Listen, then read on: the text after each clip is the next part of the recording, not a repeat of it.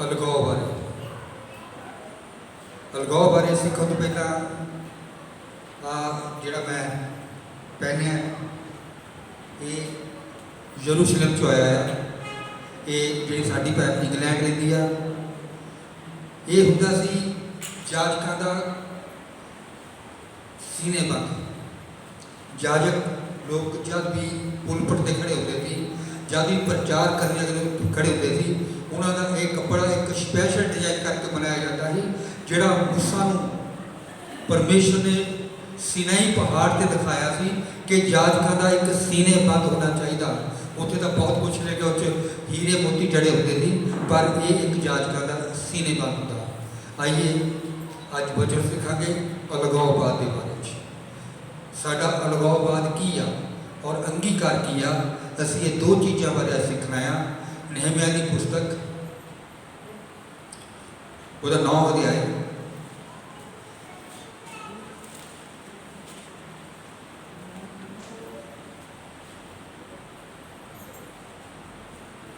नहम्याह की पुस्तक 9 अध्याय एस्तर तो पहले है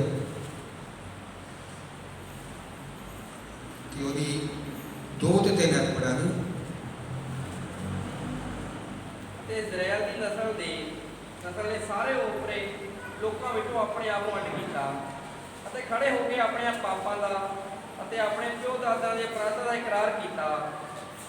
उन्होंने अपने थां से खड़े होकर पहर दिन जड़े तक जो वो अपने परमेश्वर की व्यवस्था की पोथी में पढ़िया, दूसरे पहर उन्होंने इकरार किया जो वो अपने परमेश्वर के अगे मत्था टेकिया।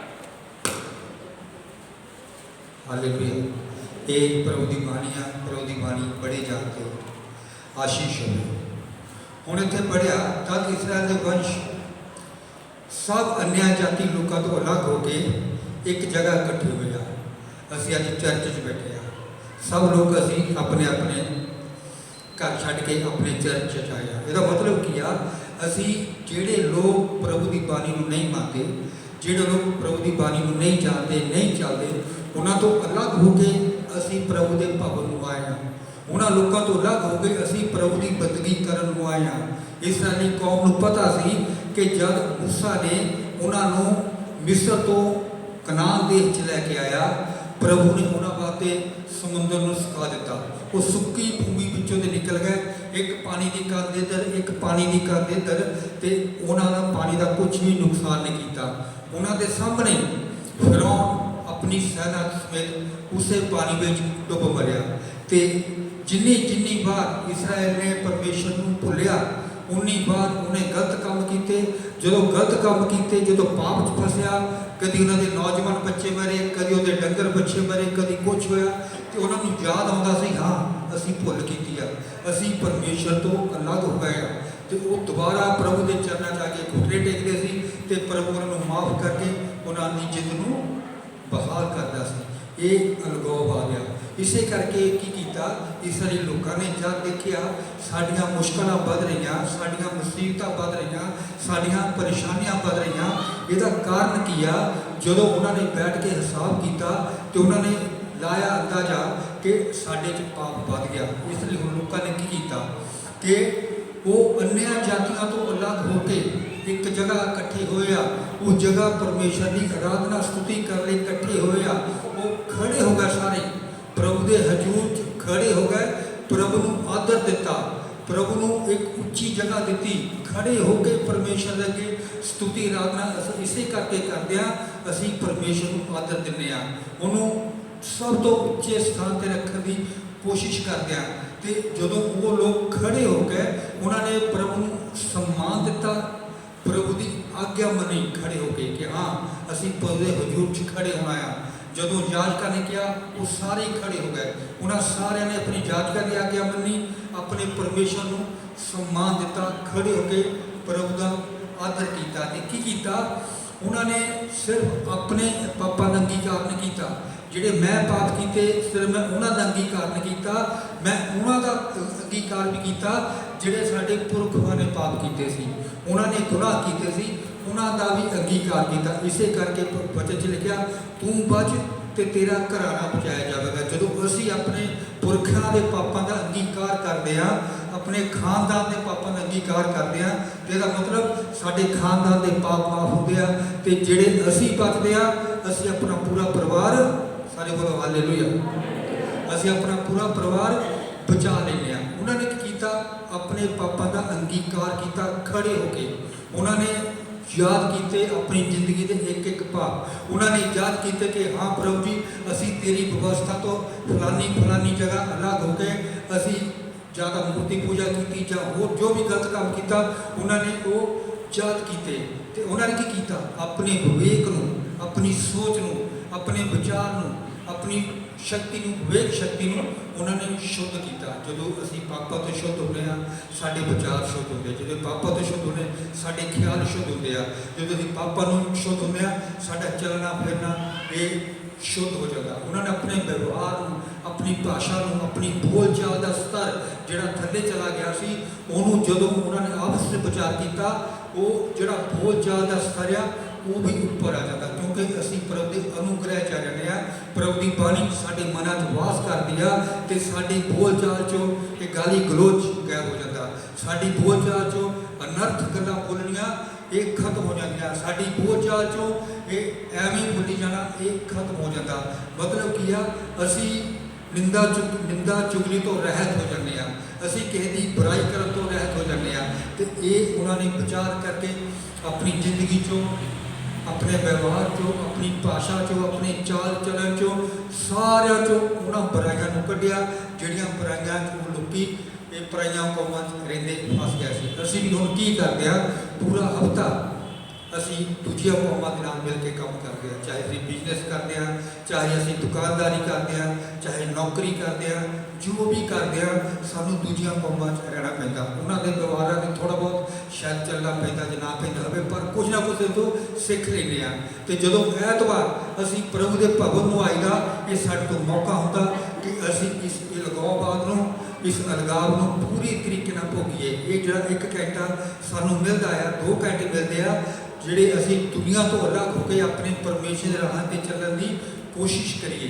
ਤੇ ਉਹਨਾਂ ਨੇ ਕਿੱਦਾਂ ਕੀਤਾ ਸਭ ਤੋਂ ਪਹਿਲਾਂ ਖੜੇ ਹੋ ਕੇ ਉਹਨਾਂ ਨੇ ਪ੍ਰਭੂ ਨੂੰ ਸਨਮਾਨ ਜਾਂ ਤੀਜੀਅਤ ਪੜ੍ਹਦੇ ਆ ਆਪਣੇ ਆਪਣੇ ਸਥਾਨ ਪਰ ਖੜੇ ਹੋ ਕਰ 1 ਪਹਿਰ ਤੱਕ ਪਰਮੇਸ਼ਰ ਦੀ ਵਿਵਸਥਾ ਦੀ ਪੁਸਤਕ ਪੜ੍ਹੀ।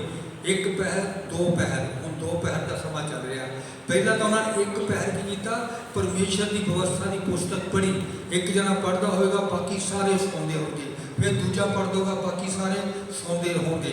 1 ਪਹਿਰ ਮਤਲਬ ਕੋਈ ਘੱਟੋ ਘੱਟ 2 ਜਾਂ 2.5 ਘੰਟੇ ਉਹਨਾਂ ਨੇ ਲਗਾਤਾਰ ਵਿਵਸਥਾ ਦੀ ਪੁਸਤਕ ਯਾਜਕਾਂ ਨੇ ਪੜ੍ਹੀ ਹੋਗੀ ਤੇ ਉਹਨਾਂ ਨੇ ਸੁਣੀ ਉਹਨਾਂ ਨੇ ਉਹ ਪੁਸਤਕ ਦੀਆਂ ਗੱਲਾਂ 'ਤੇ ਧਿਆਨ ਕੀਤਾ। ਤੇ ਦੂਜੇ ਪਹਿਰ ਕੀ ਕੀਤਾ ਉਹਨਾਂ ਨੇ ਵਚਨ 'ਚ ਲਿਖਿਆ ਆ और 1 पहर अपने पापों को मानते और अपने परमेश्वर यहोवा को दंडवत करते रहे। दंडवत मतलब का पूरे तरीके ना अपने घुटने जमीन ते लाके अपना सिर जमीन ना लाना।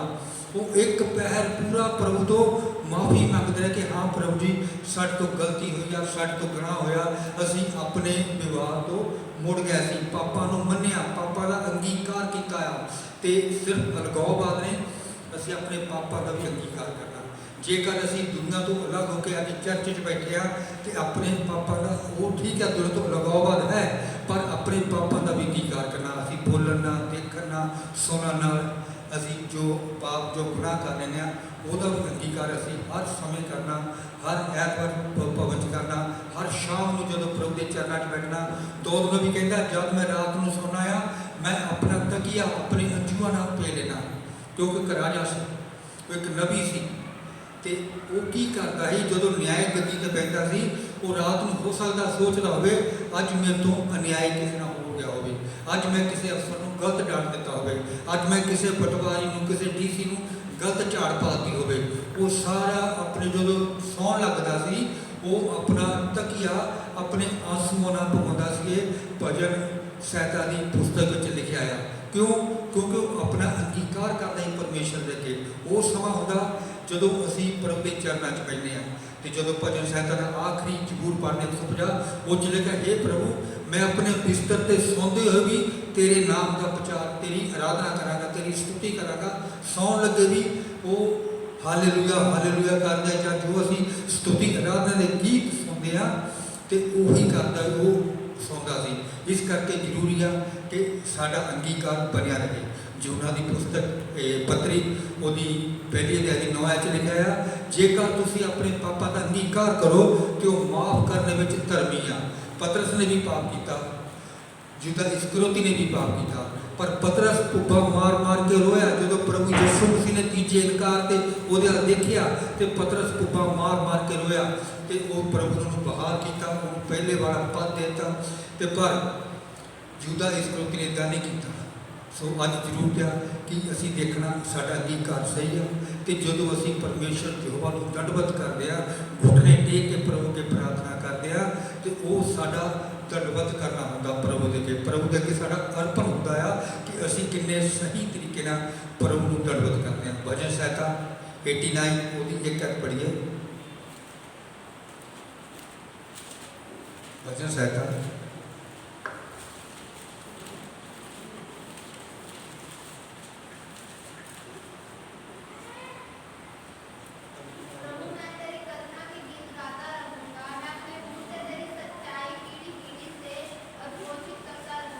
हालेलुया, हालेलुया, सारे बोलो हालेलुया। दाऊद नबी की कहता, हे यहोवा मैं तेरी सारी करना के विषय में सदा गाता रहूँगा। चलते फिरते उठते गड्डी सफर करते सीडी कैसेट ला लो, मैं तेरी करुणा तेरी दया तेरे तरस के विषय तेरे रहम के विषय सदा ही गाता रहूँगा। ते की कहना, मैं तेरी सच्चाई का पीढ़ियों पीढ़ी, एक पीढ़ी ने, दो पीढ़ी ने, तीन पीढ़ी ने, मैं पीढ़ियों पीढ़ी तेरी सच्चाई का वर्णन करता रहूँगा। क्यों? ये दाऊद नबी पहचान गया सी कि परमेश्वर यहोवा कौन है। वो जमीन आसमान का सिरजनहारा परमेश्वर आ, ਉਹਦੇ ਹੱਥ धरती दे बन्ने। बड़ी भजन संहिता 4 अध्याय की 4 है।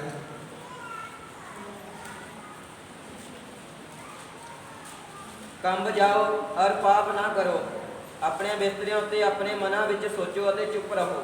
चला सारे बोलो हालेलुया। हुण दाऊद नबी कहदा, कंब जाओ ते पाप मत करो, डरो परमेश्वर तो। ਉਹਦੀਆਂ ਅੱਖਾਂ ਸਾਨੂੰ ਨਿਹਾਰਦੀਆਂ ਆ, ਉਹਦੀਆਂ ਅੱਖਾਂ ਸਾਨੂੰ ਦੇਖਦੀਆਂ ਆ, ਉਹਦੀਆਂ ਅੱਖਾਂ ਸਾਨੂੰ ਪਰਖਦੀਆਂ, ਉਹ ਸਾਨੂੰ ਜਾਂਚਦਾ ਆ। ਇਸੇ ਕਰਕੇ ਦੋਨੋਂ ਕੰਬ ਜਾਓ ਕਹਿੰਦਾ, ਤੇ ਡਰਦੇ ਹੋਏ ਪ੍ਰਭੂ ਦੇ ਭਵਨ ਚੋਂ, ਤੇ ਪਾਪ ਨਾ ਕਰੋ, ਪਾਪ ਤੋਂ ਬਚੇ ਰਹੋ। ਇਹੀ ਸਾਡਾ ਅੰਗੀਕਾਰ ਆ, ਪਾਪ ਤੋਂ ਬਚਣ ਦਾ ਤਰੀਕਾ ਆ, ਇੱਕ ਅੰਗੀਕਾਰ। ਕਿਉਂਕਿ ਜਦੋਂ ਅਸੀਂ ਪਾਪ ਕਰਦੇ ਜਾਂਦੇ ਹਾਂ, ਪਾਪ ਵੱਧਦੇ ਜਾਂਦੇ ਆ। ਜਦੋਂ ਅਸੀਂ ਅੰਗੀਕਾਰ ਕਰਦੇ ਆ ਤੇ ਪ੍ਰਭੂ ਸਾਨੂੰ ਪਾਪ ਮਾਫ ਕਰਦਾ। ਸਿਰਫ ਸਾਡੇ ਨਹੀਂ, ਸਾਡੇ ਪੀੜ੍ਹੀਆਂ ਦੇ ਪਾਪ ਵੀ ਮਾਫ ਕਰਦਾ ਜਿਹੜੇ ਸਾਡੇ ਬਜ਼ੁਰਗਾਂ ਨੇ ਕੀਤੇ ਹੁੰਦੇ ਆ। ਇਸੇ ਕਰਕੇ दाऊद नबी ਕੀ ਕਹਿੰਦਾ, ਕਾਂਪਤੇ ਰਹੋ ਔਰ ਪਾਪ ਮਤ ਕਰੋ, ਆਪਣੇ ਆਪਣੇ ਵਿਛਾਉਣੇ ਪਰ ਮਨ ਹੀ ਮਨ ਸੋਚੋ, ਆਪਣੇ ਮਨ 'ਚ ਵਿਚਾਰ ਕਰੋ। ਅੱਜ ਮੈਂ ਕਿਸ ਨੂੰ ਮੰਦਾ ਤਾਂ ਨਹੀਂ ਬੋਲਿਆ, ਅੱਜ ਮੈਂ ਮਨ 'ਚੋਂ ਨਿੰਦਿਆ ਚੁਗਲੀ ਤਾਂ ਨਹੀਂ ਕੀਤੀ, ਅੱਜ ਮੈਂ ਕਿਸੇ ਨਾਲ ਗਾਲੀ ਗਲੋਚ ਤਾਂ ਨਹੀਂ ਕੀਤਾ, ਅੱਜ ਮੈਂ ਕਿਸੇ ਦੇ ਘਰ 'ਤੇ ਕਿਸੇ ਦੀ ਜ਼ਮੀਨ 'ਤੇ ਕਬਜ਼ਾ ਤਾਂ ਨਹੀਂ ਲੈ ਰਿਹਾ, ਅੱਜ ਮੈਂ ਕਿਤੇ ਜੋ ਮੈਨੂੰ ਨਹੀਂ ਕਰਨਾ ਚਾਹੀਦਾ ਉਹ ਤਾਂ ਨਹੀਂ ਕੀਤਾ। ਮਨ 'ਚ ਸੋਚੋ, ਚੁੱਪਚਾਪ ਰਹੋ। ਪ੍ਰਭੂ ਸਾਡੇ ਮਨਾਂ ਨੂੰ ਜਾਂਚਦਾ ਹੈ। ਉਹਨੂੰ ਨਹੀਂ ਜ਼ਰੂਰਤ ਕਿ ਕੋਈ ਆ ਕੇ ਦੱਸੇ ਪ੍ਰਭੂ ਯਹੋਵਾ ਨੂੰ ਇੱਕ ਵਕੀਲ ਦੀ ਤਰ੍ਹਾਂ ਕਿ ਇਹਨੇ ਉਹ ਕੀਤਾ ਆ, ਉਹਨੇ ਉਹ ਕੀਤਾ, ਉਹਨੇ ਇਹ ਕੀਤਾ ਆ। ਪ੍ਰਭੂ ਜਾਣੀ ਜਾਣਿਆ, ਉਹਦੀਆਂ ਅੱਖਾਂ ਸਾਰੇ ਸੰਸਾਰ ਦੇ ਘੁੰਮਦੀਆਂ, ਮਨੁੱਖ ਜਾਤੀ ਨੂੰ ਦੇਖਦੀਆਂ, ਉਹਨੂੰ ਪਰਖਦੀਆਂ। ਤੇ ਜਦੋਂ ਅਯੂਬ ਦੀ ਪੱਤਰੀ ਪੜ੍ਹਦੇ ਆ, ਅਯੂਬ ਦੀ ਪੁਸਤਕ ਪੜ੍ਹਦੇ ਆ, ਉਹ 'ਚ ਲਿਖਿਆ ਆ ਕਿ ਉਹ ਆਪਣੇ ਪੁੱਤਰਾਂ ਲਈ ਵਰੇ ਦੇ ਵਰੇ ਇੱਕ ਦਿਨ ਉਹਨਾਂ ਨੂੰ ਆਪਣੇ ਘਰ ਬਣਾਉਂਦਾ ਸੀ ਤੇ ਉਹਨਾਂ ਨੂੰ ਪਵਿੱਤਰ ਕਰਦਾ ਰਹਿੰਦਾ ਸੀ ਕਿ ਮਤੇ ਇਹਨਾਂ ਨੇ ਪਾਪ ਕੀਤਾ ਹੋਵੇ। ਅਯੂਬ ਧਰਮੀ ਜਨ ਸੀ, ਉਹ ਪ੍ਰਭੂ ਦਾ ਚੁਣਿਆ ਹੋਇਆ ਜਨ ਸੀ, ਉਹ ਪਰਤਾਇਆ ਗਿਆ, ਉਹ ਪਰਖਿਆ ਗਿਆ, ਪਰ ਉਹ ਨਿਰਦੋਸ਼ ਨਿਕਲਿਆ। ਪਰ ਉਹ ਕੀ ਕਰਦਾ ਸੀ? ਹੋ ਸਕਦਾ ਮੇਰੇ ਬੱਚਿਆਂ ਨੇ, ਮੇਰੇ ਬੇਟੇ ਬੇਟੀਆਂ ਨੇ ਪਾਪ ਕੀਤਾ ਹੋਵੇ, ਤੇ ਉਹ ਸਾਰਿਆਂ ਨੂੰ ਉਸ ਦਿਨ ਆਪਣਾ ਵਰਤ ਰੱਖ ਕੇ, ਉਪਵਾਸ 'ਚ ਰਹਿ ਕੇ ਉਹ ਆਪਣੇ ਬੱਚਿਆਂ ਨੂੰ ਬੁਲਾਉਂਦਾ ਸੀ ਤੇ ਇਕੱਲੇ ਇਕੱਲੇ ਨੂੰ ਪਵਿੱਤਰ ਤੇਲ ਦੇ ਨਾਲ ਅਭਿਸ਼ੇਕ ਕਰਦਾ ਸੀ। ਹੋ ਸਕਦਾ ਇਹਨਾਂ ਨੇ ਪਾਪ ਮਾਫ ਕੀਤਾ ਹੋਵੇ। ਇਹਦਾ ਮਤਲਬ ਅਯੂਬ ਕੀ ਕਰਦਾ ਸੀ? ਆਪਣੇ ਪਾਪ ਵੀ ਮਾਫ ਕਰਦਾ ਸੀ, ਆਪਣੇ ਜਿਹੜੇ ਉਹਦੇ ਬੇਟੇ ਬੇਟੀਆਂ ਸੀ ਉਹਨਾਂ ਦੇ ਪਾਪ ਵੀ ਮਾਫ ਕਰਾਉਂਦਾ ਸੀ। ਸੋ ਇਸ ਤਰੀਕੇ ਨਾਲ ਸਾਨੂੰ ਚਾਹੀਦਾ ਅਸੀਂ ਵੀ ਆਪਣੇ ਬੇਟੇ, ਆਪਣੇ ਬੇਟੀਆਂ ਦੇ ਤੇ ਆਪਣੇ ਬੱਚਿਆਂ ਦੇ ਹਾਲੇਲੂਇਆ, ਆਪਣੇ ਬੱਚਿਆਂ ਦੇ ਨਿਮਿਤ ਉਹਨਾਂ ਦੇ ਪਾਪਾਂ ਦੀ ਮਾਫੀ ਲਈ ਅਸੀਂ ਵੀ ਪ੍ਰਭੂ ਅੱਗੇ ਵਰਤ ਰੱਖੀਏ, ਪ੍ਰਭੂ ਅੱਗੇ ਉਪਵਾਸ ਕਰੀਏ ਤੇ ਪ੍ਰਭੂ ਅੱਗੇ ਮੰਗੀਏ ਕਿ ਪ੍ਰਭੂ ਜੀ ਸਾਡੇ ਬੱਚਿਆਂ ਨੇ ਜੋ ਗਲਤੀ ਗੁਨਾਹ ਕੀਤਾ ਉਹ ਸਾਨੂੰ ਮਾਫ ਕਰੋ। ਲੂਕਾ ਦੀ ਅੰਜੀਲ 21 ਅਧਿਆਇ ਉਹਦੀ 34 ਤੋਂ 36 ਆਇਤ ਪੜ੍ਹੀਏ।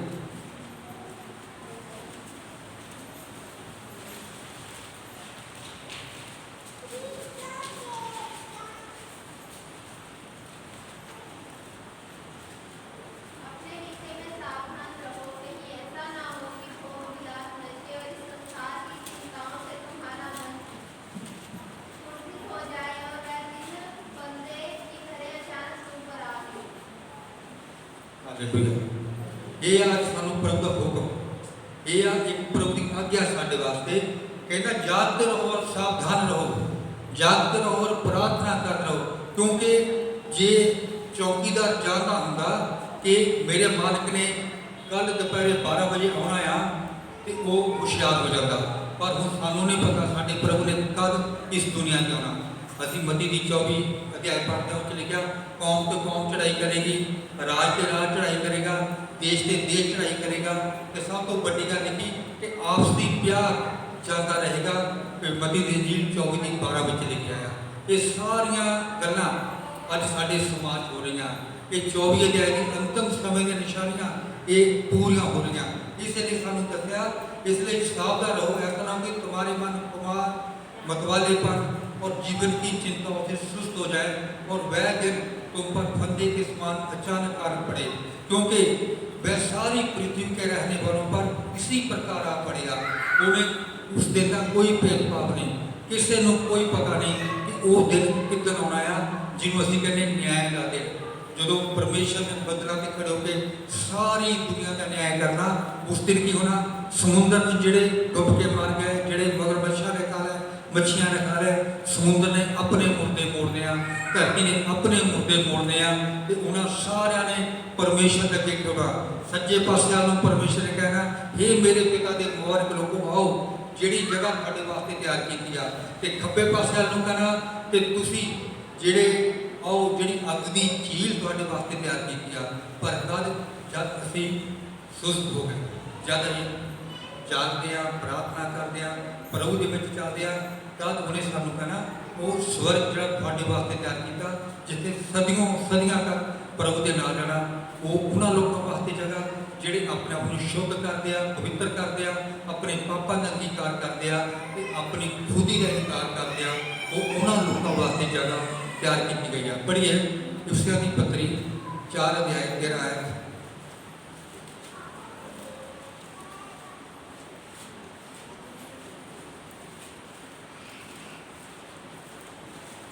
जब तक हम सब विश्वास तथा परमेश्वर के पुत्र के ज्ञान में एक नहीं हो जाएं और उसी की परिपूर्णता के अनुसार परिपक्वता की मात्रा में पूर्ण निश्चयता प्राप्त ना कर लें।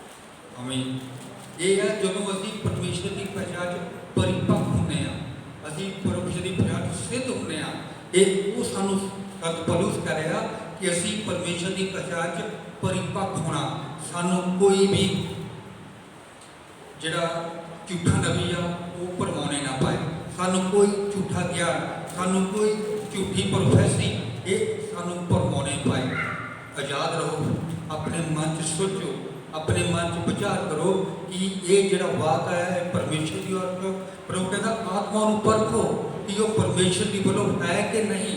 ਇਹ ਵੀ ਸਾਡੇ 'ਚ ਇੱਕ ਗੁਣ ਹੋਣਾ ਅੱਜ ਬਹੁਤ ਜ਼ਰੂਰੀ ਆ। ਜੇਕਰ ਅਸੀਂ ਵਿਰੋਧੀ ਸ਼ੈਤਾਨ ਦੇ ਪੰਜੇ ਤੋਂ ਬਚਣਾ ਆ। ਅੱਜ ਅਸੀਂ ਬਾਈਬਲ 'ਚ ਦੇਖਿਆ ਰੂਪ ਨਾਮ ਦੀ ਇੱਕ ਭੈਣ ਜੀ ਸੀ, ਉਹ ਮੁਆਬਨ ਸੀ। ਮੁਆਬੀ ਲੋਕ ਉਹ ਸੀ ਜਿਹੜੇ ਰੱਜ ਕੇ ਮੂਰਤੀ ਪੂਜਾ ਕਰਦੇ ਸੀ। ਇਸਰਾਇਲ ਤੋਂ ਸਿਰਫ 25 ਕਿਲੋਮੀਟਰ ਦੂਰ ਇਹ ਦੇਸ਼ ਸੀਗਾ, ਪਰ ਉੱਥੇ ਦੇ ਲੋਕਾਂ ਵਾਸਤੇ ਇਹ ਹੁਕਮ ਸੀ ਕਿ ਇਹ ਕਦੀ ਪਰਮੇਸ਼ਰ ਦੀ ਸਭਾ ਵਿੱਚ ਨਹੀਂ ਆ ਸਕਦੇ। ਉਹਨਾਂ ਲੋਕਾਂ ਵਾਸਤੇ ਇੱਕ ਪਰਮੇਸ਼ਰ ਨੇ ਬਾਈਬਲ ਵਿੱਚ ਲਿਖਿਆ ਬੈਨ ਠਹਿਰਾਇਆ ਸੀ ਕਿ ਉਹ ਲੋਕੀ ਪ੍ਰਭੂ ਦੇ ਚਰਨਾਂ 'ਚ ਨਹੀਂ ਆ ਸਕਦੇ। ਤਾਂ ਕੀ ਹੋਇਆ? ਨਾਓਮੀ ਨੇ ਕੀ ਕੀਤਾ? ਜਦੋਂ ਇਸਰਾਇਲ ਵਿੱਚ ਅਕਾਲ ਪਿਆ, ਉਹ ਮੁਆਬ ਦੇਸ਼ ਨੂੰ ਚਲੀ ਗਈ। ਜਦੋਂ ਮੁਆਬ ਦੇਸ਼ ਜਾ ਕੇ ਆਪਣੇ ਦੋਨਾਂ ਬੇਟਿਆਂ ਤੇ ਬਹੂਆਂ ਨਾਲ ਰਹਿਣ ਲੱਗ ਪਈ, ਉਹਨੇ ਦੋਨੇ ਬਹੂਆਂ ਆਪਣੀਆਂ ਮੁਆਬਾਂ ਲੈ ਆਂਦੀਆਂ ਤੇ ਉਹਨੇ ਜਦੋਂ ਉੱਥੇ ਰਹਿਣ ਲੱਗ ਪਈ, ਉਹਦਾ ਪਤੀ ਵੀ ਮਰ ਗਿਆ, ਉਹਦੇ ਦੋਨੇ ਬੇਟੇ ਮਰ ਗਏ। ਹੁਣ 2 ਨੂੰਹਾਂ ਤੇ ਇੱਕ ਸੱਸ ਇਹ ਇਕੱਲੀਆਂ ਰਹਿ ਗਈਆਂ। ਤੇ ਹੁਣ नाओमी ने अपनी बड़ी नूंह नूं कहा कि तू मुड़ जा, हुण मैं इस योग नहीं कि मैं तेरे वास्ते लड़का पैदा करा। वो मुड़ गई। वही शब्द उन्हें अपनी छोटी नूंह रूथ नूं भी कहे कि तू मुड़ जा, हुण तेरी जिहड़ी जठानी थी वो मुड़ के अपने पिता के घर में चली गई आ, तू भी मुड़ जा। उन्हें मना कर दिता। ਇਹਦਾ मतलब की आ, ਇਹਦਾ मतलब ये आ कि मोआब जिहड़ा देश सी, उत्थे जिहड़े देशवासी सी वो ब्लैसड नहीं सी, उन्हां दे घरां 'च आशीष नहीं सी। ते उत्थे रिवाज ही होना आ कि जिहड़े इदां कोई मर जाता है औरत का पति वो दूजा पति कर लवे ते जिहड़ी जां वो दूजे घर में जाके बैठ जाए। इसे करके उहदी जिहड़ी जठानी आ, जदों नाओमी ने उहनूं कहा कि तू मुड़ जा अपने घर नूं, अपने समाज द्वारा चली जा, क्योंकि इसराइली लोगों के रीति रिवाज अलग होंगे सी। ये दारा नबी की किताब भी लिखा, दारा मादी की किताब लिखा पाया कि इसराइली लोगों के इहो जी कौम है जिहदे सोच विचार लग गया, जिहदे काम लग गया, जिहदी प्रार्थना करने लग गया, जिहदी आराधना करने लग गया, जिहदा प्रभु के चरणों के पीछे चलना लग गया। तो जो मुआबत की जिहड़ी उहदी जठानी वो वापस मुड़ गई। ਇਹਦਾ मतलब उस देश में कुछ इहो जिहा रिवाज सी कि जिहड़ी उहदी जठानी एकदम ये गल मन गई कि हाँ मेरी सस ने मैनू बिल्कुल सही सलाह दी है। पर जदों वही शब्द उसने रूथ नूं कहे तो रूथ ने अपनी सस नूं इक्को जवाब दिता कि मेरी माए मैनू मजबूर ना कर, हुण तो तेरा परमेश्वर मेरा परमेश्वर, तेरे लोग मेरे लोग हो गए। जबकि उसका पति जा चुकिया सी। ਉਹਦੇ मन च की सी कि ये जिहड़ी नाओमी आ, ਇਹਦਾ पति भी मर गया, ਇਹਦੇ बेटे भी मर गए, ਤਾਂ ਵੀ ਇਹਦੇ मन ਵਿੱਚ ਇੰਨੀ तसल्ली आ, ਤਾਂ ਵੀ ਇਹਦੇ मन च ਇੰਨੀ आशा आ कि हुण मैं यरूशलेम में जाऊँगी तो प्रभु मेरे नसीब बहाल करेगा। तो वो इस चीज़ को देख के प्रभावित हुई, वो इस चीज़ को देख के खुश हुई। तो उन्हें की किया, अपने देवते अपनी पूजा पद्धति जिस ते चलती थी वो सब कुछ उन्हें त्याग दिता। तो हुण की किया, वो नाओमी के नाल इसराइल में चल पई, वो यरूशलेम के राह तुर पई। तो उन्हें अपना सब कुछ पीछे छड्ड दिता। इस तरीके नाल सानूं भी अज जरूरत आ, अज असीं देखीए कि असीं हर ऐतवार आके प्रभु नूं पहचानते हैं, प्रभु नूं जानते हैं, अपने पापा का अंगीकार करते हैं। जिहड़ा ये सानूं 2 घंटे अलगाव बाद का समा मिलता कि असीं अपने नूं जांचीए, अपने नूं परखीए, अपने कामां नूं परखीए कि असीं ये काम करते हैं। रूथ ने ये काम किया। उन्हें देखा अपने देश के रीति रिवाज देखे, इसराइलियों के रीति रिवाज देखे, उन्होंने पूजा पद्धति देखी, इसराइलियों का आराधना करने ढंग देखा। तो उन्हें समझा कि हाँ सच्चा परमेश्वर जो है वो प्रभु यीशु मसीह है। सच्चा परमेश्वर सिर्फ एको ही दुनिया के, वो इस गल को समझ गई। तो उन्हें इसे करके अपनी सस को कहा कि तेरे लोग मेरे लोग होंगे, तेरा परमेश्वर मेरा परमेश्वर होगा। जिथे तू रहोगी उत्थे मैं रहूँगी, जो तू खाएगी वो मैं खावांगी। जब उन्हें ये काम करके अपना मुआब छड्ड के 25 किलोमीटर दूर इसराइल में आई तो वो की होया, जस्सी की माता बनी, तो वो जस्सी की दादी बनी, तो जस्सी तो दाऊद उत्पन्न होया, तो वो दाऊद की परदादी बनी, जिस खानदान तो साडे प्रभु यीशु मसीह ने जन्म लिया। सो ये की किया, रूथ ने अपना जीवन बदली किया, अपनी सोच बदली की कि प्रभु ने उन्होंने इन्ना महान किया कि उहदे खानदान चो साडे प्रभु यीशु मसीह पैदा हुए। क्योंकि उन्हें अलगाव किया पाप के नालों, उन्हें अलगाव किया मूर्ति पूजा के नालों, उन्हें अलगाव किया अपनी पुरानी इंसानियत तो ते नवी इंसानियत को पहन लिया। अज सानू जरूरत है असीं समझिए कि ये समा जिहड़ा परमेश्वर सानू दिता है प्रभु यीशु को अपनाऊंगा, असीं इसनूं सोचीए, इस अलगाववाद नूं हर ऐतवार जाके अपने मन सोचिए विचारिए। बाद जबूरी 11 लिखा है, परमेश्वर एक बार बोलिया मैं 2 बार सुना है। दाऊद नबी कहता इन्ने ध्यान नाल परमेश्वर की बाणियां में सुनिए, तो इन्ने ही ध्यान नाल परमेश्वर की बाणियां ते चलिए, इहदियां बाणियां नूं अपने जीवन लागू करिए, जागते रहिए, प्रार्थना करते रहो ताकि तुसीं पछतावे ना पाओ। तो हर एक बीमारी तो हर एक परेशानी तो प्रभु साडे परिवारां दी, साडे घरां दी, साडे भैणां भरावां दी रक्षा करे।